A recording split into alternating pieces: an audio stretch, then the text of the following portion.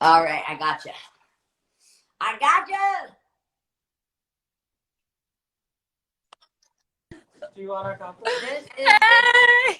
This is the way that Bright Minded runs. Just so you know, it's not the show without some tech difficulties. So do not worry. And now I've got a good system. I edit this thing together, and it'll look like nothing. Yes. Well, I had to go to my neighbor's house to get No Wi-Fi way. and use their phone. So that's where we're at right now. Thank Oh you to good my neighbors. goodness. We have this if you It's This is hilarious. My dog is like had it because we've been in here for like 2 hours. Oh trying to my figure this out. God. She's just starting to like heat the entire room. So I had to ditch my dog downstairs, so I get it. he's like biting. Yeah, we can use this dog. There's Hi, another. My baby. neighbor has a dog. If you see like these things bouncing around behind me, it's my dog. That's like, Oh my God, you're such a hero that you do this every day. it's so wild, and every day there's like a new tech thing that's happening. Like one day everything went out in my entire area, and that was the day that I forgot like everyone I had on my show, but it was like Reese Witherspoon and all of these people, and they're also all over the world. And then here I am like with no Wi-Fi, and it's just been crazy. But The times that we live in. yes, I know, exactly. Well, okay, ignore my dog thumping around. I want to start with, I'm super honored and happy to have you on the show.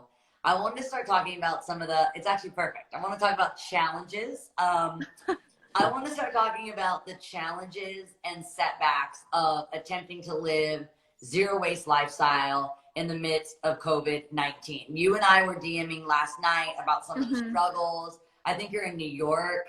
So what's changed at this time? What would be challenging about starting a zero waste lifestyle right now? I mean, I definitely wouldn't suggest starting to try to live a zero waste lifestyle right now at all.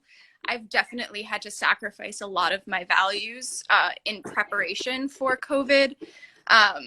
Whether it was, buying plastic packaged frozen food at the store, or, just not having the ability to compost in the right way.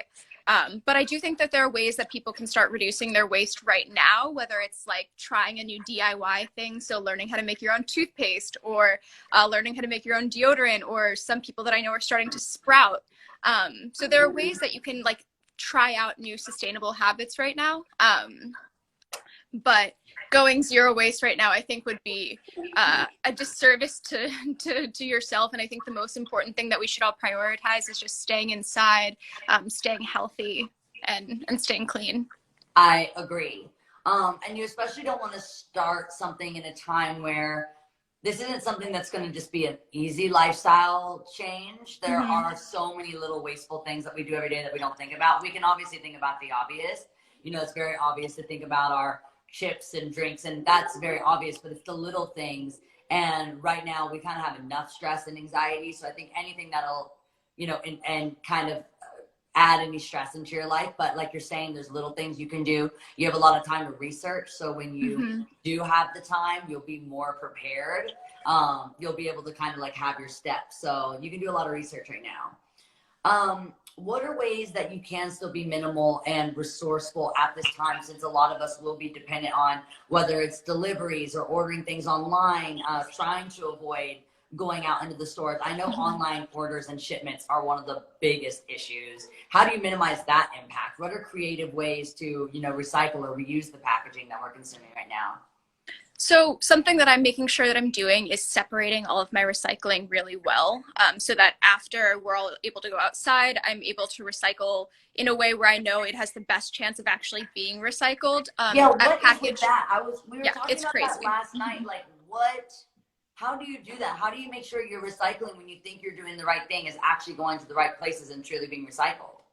I mean, honestly, it's really, really, really hard. And it's totally a fucked up system, actually, because every single city has a completely different recycling system, different color bins, different things that they will or will not recycle. So basically, every city you go to, you have to relearn the rules. And that's one thing, because there's no cross-country cohesion with everything. It's just super hard to know what to do and what not to do. And that's why so little of what's actually recycled actually becomes recycled. So step one is just like understanding what in your city that you live in is actually getting recycled or can be recycled. Okay, so it's all kind of based on location. Mm-hmm. Okay, so for someone Which that I guess tours, doesn't help at all. yeah, for someone that tours for a living, I'm like, I wake up in a different state. I don't even know where I am half the time. Yeah, I know. So for me, like one of the best things to do is just try to prevent anything that needs to be recycled in the first place. So always having reusables as much as possible. So a reusable water bottle. I always bring these stainless steel containers around with me for food. Composting is super amazing. And so I try to do that as much as possible. But trying to control waste where I can. I mean, ultimately, you know, if you're traveling all the time, it's going to be really hard to reduce waste. So I try to focus on the things that are like my little easy wins that I can do wherever I am. And so that's like having control over the toiletries that I bring, and the single-use plastic that I'm using or not using. Right. That sounds like good little steps, especially for me, because it's really, really hard when I travel, especially if like you're not trying to check bags and so you want to bring smaller items, so then you have to get like the minis, and it just feels like it's actually a question I had, like, what are some baby steps to reduce waste for the beginners? Because it feels like we're taught to consume from the earliest stages of our life. Yep. Like, I mean, even baby showers, like, it's just, we literally have these days, you know, then you have your first birthday, and then you have, especially with like babies growing so fast, and it just seems like from the beginning of our life, we're encouraged to consume. So what are some baby steps? I mean, it really depends on what your lifestyle is like. So for instance, if you're traveling a lot, just touring a lot, some really easy things to do are, instead of maybe using single-use plastic package shampoo and conditioner, is like a shampoo bar, which is something that I use and I love so much because it can be used on your body and in your hair. It's super moisturizing and there's zero packaging at all. So that's something that's really great. But some of the most common forms of plastic that you see in the world are like plastic forks and knives, plastic straws. So just doing things like saying no to that helps so much. That seems good. That seems like something that's definitely things we could do right now, especially like a low-hanging fruit. Yeah, that sounds good. So what are some of my questions? You're like getting all that. Oh, I was gonna say that zero waste lifestyle can seem really overwhelming, but looking at images of our oceans filled with plastics, and when you get images of landfills, that's really overwhelming. So I don't think anyone wants to intentionally hurt the planet. It just seems like, zero waste is something that just kind of seems outlandish. So what are some, just before we sign off, like words of encouragement to a beginner? And I want to tell everyone to follow your Instagram also, because you always have things like the shampoo and stuff like that, and that will really help. But just some words of encouragement. Yeah, I mean, for me, I'm a big believer that it's not important or healthy to focus on what you're not doing. It's really important to focus on what you are doing. So I really believe that every positive step when it comes to reducing your waste is positive. So whether you're doing a tiny thing like recycling something properly or saying no to a plastic straw, that's a huge positive impact. So no matter how big or how small your choices are to live more sustainably or reduce your waste, they're making a difference. So I always like to celebrate the little wins.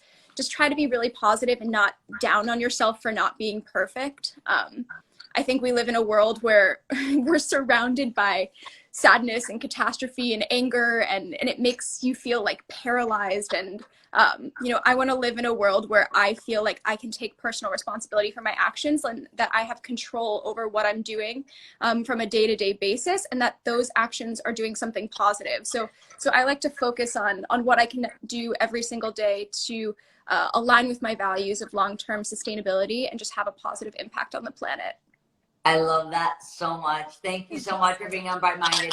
Sorry I didn't gave you a project. It gave you a project. Oh my gosh, yeah. Thank you so much. And thanks for the poetry. I wish people would sing to me and read me poetry before I did anything. So it was amazing. I kind of am like, I don't know. I get really weird about mushy. Like, I won't watch any romance movies. I won't watch people kiss. If there's a kissing scene, if someone says, "Do you go see this movie?" I ask before, "Is there a kissing scene?" Because I won't go see it if there is. Like, I hate the sound of it. I hate everything about it. I really don't like That's so funny. I don't like people pulling apart. I don't like them coming together. I don't like spit. I don't like mouth sounds. I have like a really weird, like, it's like nails on a chalkboard kissing. So then I started dating a poet and an artist who everything is like in poetry constantly. And I pretty much just get forced to like kind of release some of that shell and like shed those harder layers sometimes, even against my will. So I mean, that sounds super healthy, and I've also never heard anyone say that in my entire life. So. I can't deal. And like, I think it's because my mom is so obsessed with love. My mom is like obsessed. Like, every book on her bedside table is disgusting to me. It's like mushy, all disgusting. And when I was a kid, my mom made me watch all of them, like Harrison Ford or Meryl Streep, or like all the kissingest of all kissing. And so now I just like, I resent it, and it like just totally grosses me out. So I'm working on it. Oh my God. I love the romance. So I'll pick up what you're putting down. Oh, you'll take everything that I'm putting down. I'm putting all that. I only watch things that are funny. I try to keep it like. What are you watching right now? Pretty like, you know what's been really, okay, so the first week of kind of this crisis, and we kind of first in California, we started getting kind of locked down. Mm-hmm. I watched so much TV, and it altered me as a person. I'm very kind of, I'm like a parrot. So like whatever someone's kind of doing, I'll start picking up. So I started watching really trashy TV where everything is like so disrespectful. And so I started telling everyone like, this is so disrespectful, like about everything. And then I started realizing that I didn't recognize myself. I was just like, you know, Jessica from Love is Blind, or then all of a sudden I would just turn into all these different morphs. Oh my God, I know. That aren't like very healthy for me to become. So I've kind of avoided TV, and we've just been kind of watching some documentaries a little bit. Like, we love the conspiracy theories, so we've been watching weird like alien things and stuff like that. Oh, I love that. Yeah, that's all it is so funny how like if you watch reality TV, your life becomes more dramatic for some reason. I was obsessed with the Housewives and had to stop because I think it like made me break up with my boyfriend. Yeah, I know. I don't understand. I guess it really is. I guess that's what life is. Like, as a baby, you learn to be a human by watching someone else be a human. Yeah, and then you just so go, true. Oh, you're supposed to do this, and okay, this is how you be a human. So then if you watch someone that's making bad choices for like, you know, most of the hours of your day, usually, you know, a little Housewives here and there isn't that bad. When you're quarantined, and like you can watch reality TV like it's your job. It is your job at that point. Yeah. So then I got way too into it. So I haven't been really watching much, and I've really just been focusing on putting my energy into the show. Well, it's working. It's amazing. I literally can't believe you're doing this every day, and I'm so happy to finally meet you and be on. And thank you so much. Thank you, and thank you for everything. Package Free Shop is badass. Love everything that you do. So I'm excited when everything like kind of gets back to the way we're used to it. I look forward to being in New York and seeing you, and I'll come by the shop. You too. Bye. Thanks so much. Bye, everyone. Bye.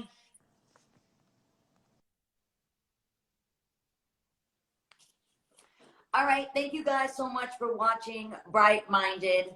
Tomorrow is going to be finale Friday. You know, from listening to all of the guests that I respect so much, I've heard be gentle with yourself. Take the time that you need to kind of heal and process. And so I'm going to need a little bit of time to also kind of deal with this pandemic in my own personal way. And so that means I'm going to take a little bit of time off just to kind of like process this on my own. So the finale Friday episode tomorrow is amazing. It's Elton John, Kerry Washington, Selena Gomez, and Jimmy Fallon. I'm going to ask Jimmy what he thinks of my talk show hosting skills. So this doesn't mean that it is the end. It's just me taking a week to process the pandemic like everyone else is. Love you.